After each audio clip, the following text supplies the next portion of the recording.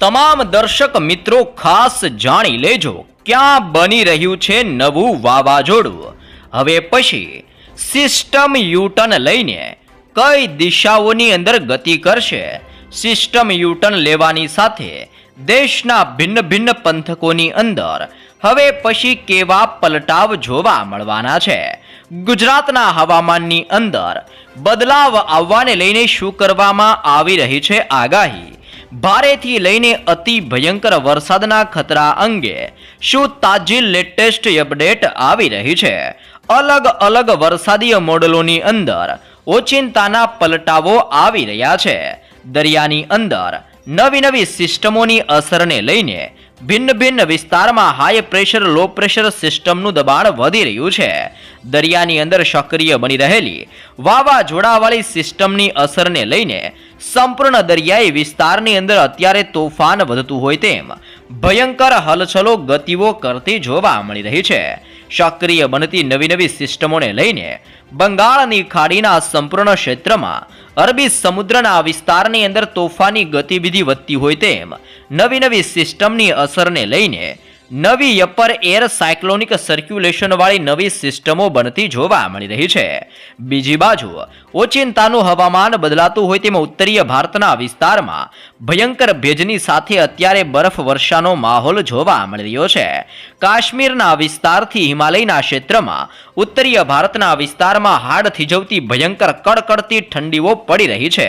હવે પછી ઉત્તરીય ભારતના તોફાની અને ભેજયુક્ત પવનો દિશાઓ બદલીને મોટા વળાંકની સાથે ગુજરાતના વિસ્તારો તરફ ગતિઓ કરતા જોવા મળી રહ્યા છે. આમ હવે બદલાઈ રહેલી સિસ્ટમની ગતિવિધિઓને લઈને ગુજરાતની અંદર ભયંકર ઠંડી, બદલાઈ રહેલા મોસમને ધ્યાનમાં રાખતા માવઠું અને દરિયાના ઊંડાણવાળા ક્ષેત્રની અંદર સક્રિય બની રહેલી વાવાઝોડાવાળી નવી નવી સિસ્ટમોની અસરને લઈને અનેક વિસ્તારોમાં ભર શિયાળા દરમિયાન હવે પછી માવઠું ભૂક્કા કાઢતું જોવા મળવાનું છે. જી હા દર્શક મિત્રો, તમે લાઈવ સિસ્ટમનો ઘેરાવો જોઈ શકો છો. આ સંપૂર્ણ વિસ્તારોની અંદર હવામાનની અંદર અત્યારે ભલભલા મોટા પલટાવો આવી રહ્યા છે.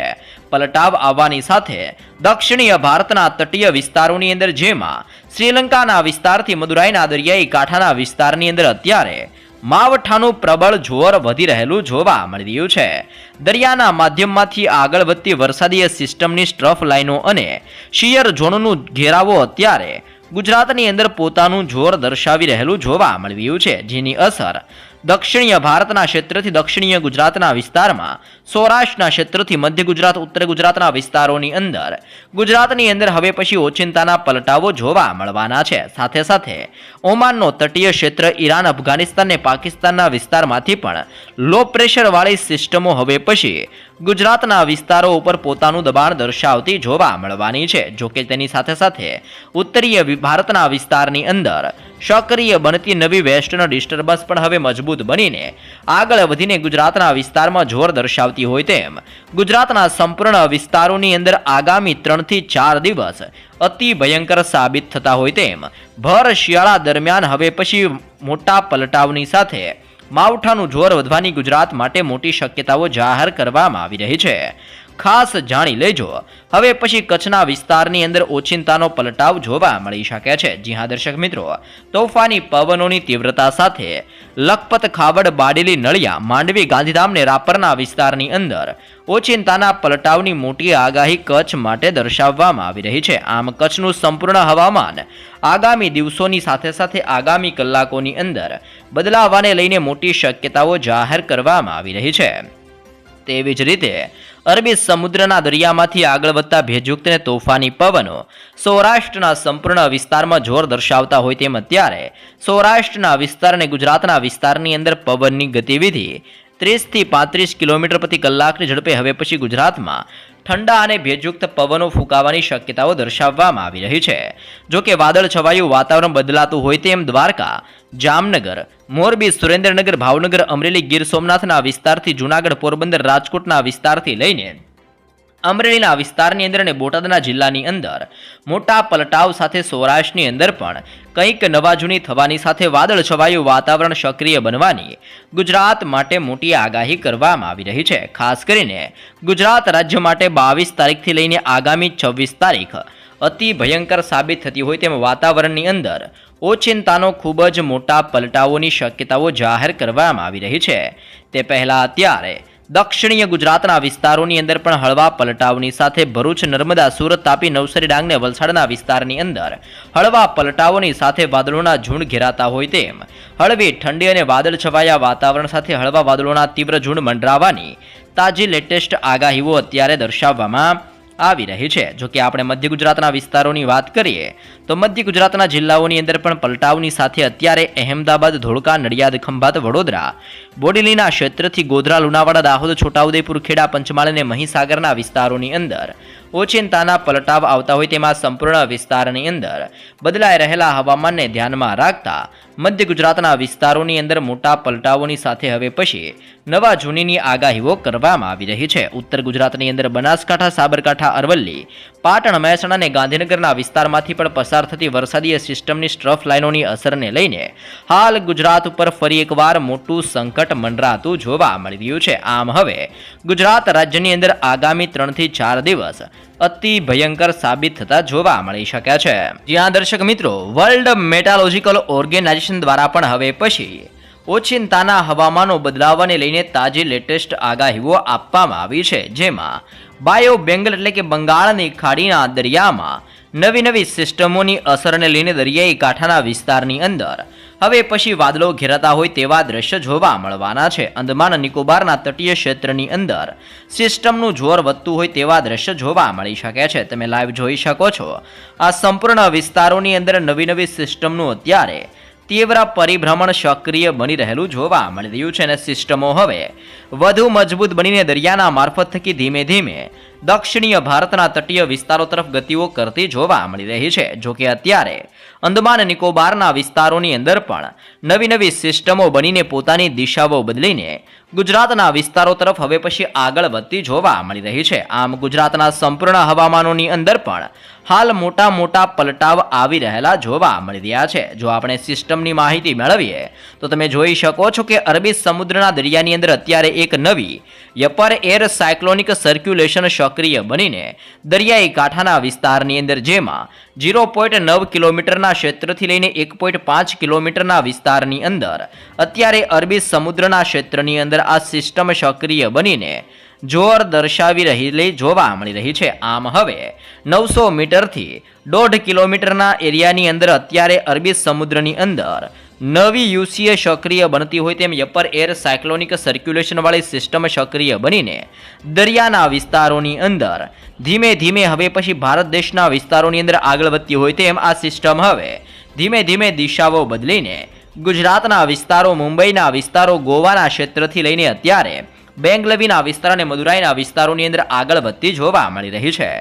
જોકે ઉત્તરીય ભારતના સંપૂર્ણ વિસ્તારોની અંદર પણ મોટા પલટાવની સાથે અત્યારે ભયંકર બરફ વર્ષાનો માહોલ બનતો હોય તેમ ઉત્તરીય ભારતના વિસ્તારોની અંદર પણ અત્યારે હાડ થીજવતી ઠંડી એટલે કે -16 ડિગ્રીથી લઈને -25 ડિગ્રી સુધીનું ભયંકર ઠંડીનો માહોલ ઉત્તરીય ભારતના વિસ્તારોમાં જોવા મળી રહ્યો છે. જેને લઈને ગુજરાતની અંદર હવે પછી ભયંકર ઠંડી, વાતાવરણની અંદર મોટા પલટાઓને લઈને વાદળોના ભયંકર ઝુંડ અને માવઠાનું નવું સંકટ ગુજરાત ઉપર હવે પછી ટોળાતું જોવા મળી શકે છે. તમામ ગુજરાતવાસીઓ ખાસ જાણી લેજો.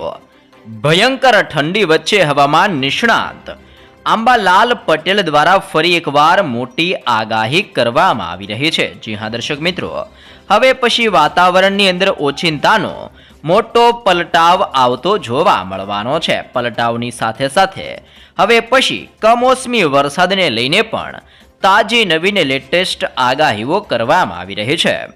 હાલ ગુજરાત રાજ્યની અંદર હાડ થીજવતી કડકડતીને ભયંકર ઠંડી પડી રહી છે. ત્યારે હવે હવામાન નિષ્ણાંત આંબાલાલ પટેલની નવી આગાહી સામે આવી રહી છે. જેમાં આગાહીકાર આંબાલાલ પટેલ દ્વારા જાન્યુઆરી મહિનાના અંતની અંદર ગુજરાત રાજ્યમાં ભયંકર ઠંડી, ઠેર ઠેર વિસ્તારની અંદર ધુમ્મસ અને કમોસમી વરસાદ જેવી નવી પરિસ્થિતિઓ ઉદ્ભવતી જોવા મળવાની છે. ખાસ કરીને આગામી 24 કલાકની અંદર ગુજરાતના અનેક વિસ્તારોની અંદર ઠંડીનું પ્રમાણ વધતું જોવા મળવાનું છે. તે ઉપરાંત દરિયાના ઊંડાણવાળા ક્ષેત્રની અંદર નવી વેસ્ટર્ન ડિસ્ટર્બન્સ, લો પ્રેશર અને હાઈ પ્રેશર બનતી જોવા મળવાની છે, જે બંગાળની ખાડીના તટીય વિસ્તારોની અંદર ભયંકર અસરો દર્શાવતી જોવા મળવાની છે, જેના કારણે દક્ષિણીય ભારતના વિસ્તારની અંદર ભર શિયાળા દરમિયાન હવે માવઠું પોતાની તીવ્ર અસર દર્શાવતું હોય તેવા દ્રશ્ય જોવા મળવાના છે.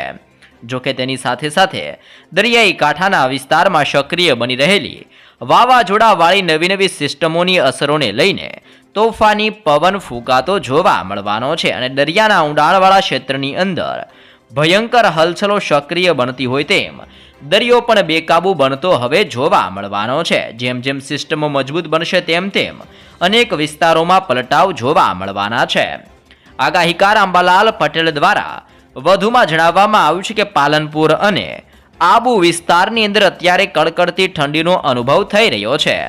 ઠંડીની સાથે સાથે સવારની અંદર ધુમ્મસનું પ્રમાણ પણ વધતું જોવા મળી રહ્યું છે. જોકે તારીખો દ્વારા ખાસ સૂચનાઓ આપવામાં આવી છે, જેમાં 22 જાન્યુઆરી બાદ હવામાનની અંદર નોંધપાત્ર ફેરફારો જોવા મળી શકે છે. પશ્ચિમી વિક્ષેપો સક્રિય થવાના કારણે સાયક્લોનિક સિસ્ટમ અને લો પ્રેશર સિસ્ટમની અસરો હવે ગુજરાત ઉપર પડતી જોવા મળવાની છે. આ નવી સિસ્ટમોની અસરને લઈને પશ્ચિમી સૌરાષ્ટ્રના ક્ષેત્ર, ઉત્તર સૌરાષ્ટ્ર અને કચ્છના કેટલાક ભાગોની અંદર કમોસમી વરસાદનું હવે પછી નવું સંકટ ટોળાતું જોવા મળવાનું છે. જોકે દરિયાની અંદર સક્રિય બની રહેલી આ નવી સિસ્ટમને લઈને અનેક વિસ્તારોમાં આંધી તુફાન વંટોળ જેવો ભયંકર પવન ફૂંકાશે. તટીય ક્ષેત્રની અંદર વૃક્ષો પડતા હોય તેમ રોડ રસ્તા પર વૃક્ષો ધરાશય થતા જોવા મળવાના છે અને અનેક વિસ્તારોમાં ઓચિંતાના મોટા પલટાઓની સાથે હળવા માવઠાને લઈને પણ તાજી લેટેસ્ટ આગાહીઓ કરવામાં આવી છે. જેમાં આગાહીકાર અંબાલાલ પટેલની આગાહી પ્રમાણે અહેમદાબાદના વિસ્તારથી ગાંધીનગરના વિસ્તારોની અંદર હવે પછી મોટા પલટાવ જોવા મળવાના છે. દક્ષિણીય ગુજરાતના કેટલાક ભાગોમાં વાદળછાયા વાતાવરણ સાથે હળકો વરસાદ નોંધાઈ શકે છે. 22 થી લઈને 24 જાન્યુઆરી દરમિયાન હવામાનની અંદર સતત મોટા પલટાવ જોવા મળવાના છે, જેમાં ખાસ કરીને 23 અને 24 જાન્યુઆરી દરમિયાન સિસ્ટમની તીવ્ર અસરો બનતી જોવા મળવાની છે. દક્ષિણીય ભારતના સંપૂર્ણ ક્ષેત્રની અંદર હવે પછી કડાકા ભડાકા સાથે સિસ્ટમનું દબાણ વધતું જોવા મળવાનું છે. જેમ જેમ દરિયામાંથી સિસ્ટમ આગળ વધશે તેમ તેમ દરિયાઈ કાંઠાના વિસ્તારની અંદર હવે પછી આ સિસ્ટમો મજબૂત બનતી જોવા મળવાની છે. ખાસ કરીને 22 તારીખથી 24 તારીખ સુધીની અંદર અનેક વિસ્તારોમાં મોટા પલટાઓની સાથે હવે પછી વાતાવરણની અંદર સતત નવા જૂની થવાની તાજી આગાહી કરવામાં આવી રહી છે.